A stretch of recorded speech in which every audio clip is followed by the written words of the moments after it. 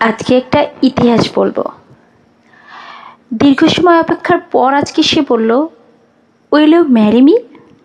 আমি ডিরেক্ট বললাম, নো। কেন বললাম? এই দীর্ঘ সময় আমি যে পরিমাণ কষ্ট পেয়েছি তার বিন্দুমাত্র কি সে কি পেয়েছে?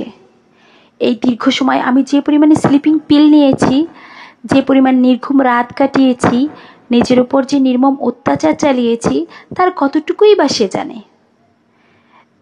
আমি যতগুলো ডাক্তারের কাছে গিয়েছি প্রত্যেকে বলেছে তার সাথে একবার দেখা করেন, সব ঠিক হয়ে যাবে। তবুও সে একবারও দেখা করেনি। আমি উন্মাদ হয়ে রাস্তায় রাস্তায় ঘুরেছি, ক্যারিয়ারের 12টা বাজিয়েছি, ভালো থাকার জন্য দিনের পর দিন অ্যান্টি ডিপ্রেশন মেডিসিন নিয়ে কাটিয়েছি।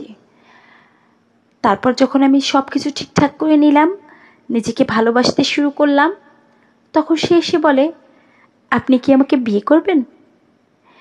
এই কথাটা সে আর কিছুটা দিন আগে বলতো, তাহলে আমি নাচতে নাচতে বিয়ে করতে চলে যেতাম। এখন সে আমার কাছে আর 10টা ছেলের মতোই সাধারণ। ভালোবাসি, সম্মান করি, কিন্তু পাইতে চাওয়ার যে ক্রেভিংটা ছিল সেটা এখন আর নেই। এখন আমি নিজেকে নিয়ে বাঁচতে চাই। আর কেউ যদি আমাকে প্রচণ্ড পরিমাণে ভালোবাসে, অন্ধের মতো বিশ্বাস করে, তাকে নিয়ে বাকিটা জীবন শান্তিতে কাটিয়ে দিতে চাই।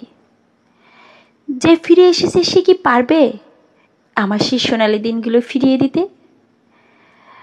আমি যে একটা গলা কাটা কবুতরের মতো ছটফট করতাম, তার কথা মনে হলে যে প্যানিক, এটাকে মৃত্যুর মতো যন্ত্রণা হতো, মৃত্যু পথযাত্রী পানির তৃষ্ণার মতন, তার চেয়েও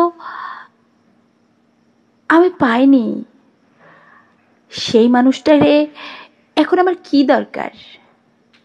তাকে এখন আমি আর ফ্রিতেও চাই না। বিশ্বাস করেন, আমি একদম তাকে চাই না, কখনো চাই না।